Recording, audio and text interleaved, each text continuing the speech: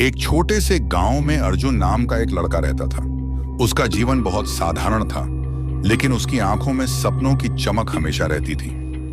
अर्जुन गरीब था। उसके पास अच्छे कपड़े नहीं थे, अच्छे जूते नहीं थे, लेकिन उसके अंदर सीखने और कुछ बड़ा करने की आग हमेशा जलती रहती थी। हर सुबह वह सूरज उगने से पहले उठता, खेतों में मदद करता और पढ़ाई के लिए स्कूल की ओर निकल पड़ता। लेकिन गांव में लोग उसे सिर्फ अर्जुन गरीब लड़का कहते। कोई उसकी मेहनत और उसकी सोच की कद्र नहीं करता। एक दिन खेत में काम करते हुए अर्जुन खुद से बोला, क्यों मैं हमेशा पीछे रह जाता हूं? क्यों मेरे सपने हमेशा अधूरे रह जाते हैं? क्या सच में मैं कुछ बड़ा कर सकता हूं? लेकिन खुद को हिम्मत देने के बावजूद अंदर एक डर और शंका हमेशा रहती। अगर मैं कोशिश करूं और असफल हो जाऊं तो? एक दिन अर्जुन गांव के बाजार गया। वहां उसने एक बूढ़े साधु को देखा जो बहुत ही शांत और मुस्कुराते हुए बैठा था। साधु की आंखों में जीवन का अनुभव झलक रहा था। साधु ने अर्जुन को देखा और धीरे से कहा, तुम हमेशा अपने सपनों की तरफ भागते रहते हो, लेकिन क्या तुम जानते हो कि रोशनी देने वाला ही अंधेरे से बाहर निकल सकता है? अर्जुन हैरान हुआ। उसने पूछा, साधु जी, इसका मतलब क्या है? मैं तो हमेशा मेहनत करता हूं, लेकिन कुछ बड़ा नहीं कर पाता। साधु मुस्कुराया और बोला, जो रोशनी देना नहीं जानता, उसे अंधेरे से कोई नहीं निकाल सकता। पहले दूसरों को रोशनी देना सीखो, फिर तुम्हारे लिए रास्ते खुद बनेंगे। अर्जुन यह बात समझ नहीं पाया, लेकिन उसके मन में सवाल जगा, दूसरों को रोशनी देना? मैं गरीब हूं, वावाई की बने बात ही हूं, मेरे पास देने के लिए क्या है? अर्जुन ने साधु की बात को अपने मन में बैठा लिया। उसने सोचा कि अगर उसके पास पैसे नहीं हैं, तो वह दूसरों की मदद कैसे कर सकता है। अगले दिन से अर्जुन ने छोटे छोटे कदम उठाने शुरू किए। वह बच्चों को पढ़ाने लगा। जो लोग अकेले रहते थे, उनके लिए काम करने लगा। दूसरों की मदद करना उसका दिनचर्या बन गया। शुरुआत में कोई फर्क नहीं पड़ा। गांव के लोग उसे देखकर हंसते। अर्जुन फिर से व्यर्थ कोशिश कर रहा है, यह लड़का कभी बड़ा नहीं बनेगा। लेकिन अर्जुन ने हार नहीं मानी। हर दिन वह थोड़ा थोड़ा और सीखता, हर दिन किसी की मदद करता, हर दिन खुद को सुधारता। एक दिन उसने देखा कि जब वह किसी बच्चे को पढ़ा रहा था, उसका चेहरा खुशी से चमक उठा।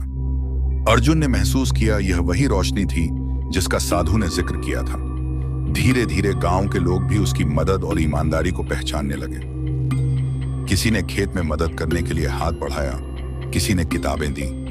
अर्जुन ने जाना कि दूसरों की मदद करना ही असली शक्ति है। कुछ साल बाद अर्जुन ने अपने गांव में एक छोटी पाठशाला खोली। वह वहां गरीब बच्चों को मुफ्त में पढ़ाता। वह उन्हें सपने दिखाता, उन्हें भरोसा देता कि कोई भी बड़ा काम असंभव नहीं।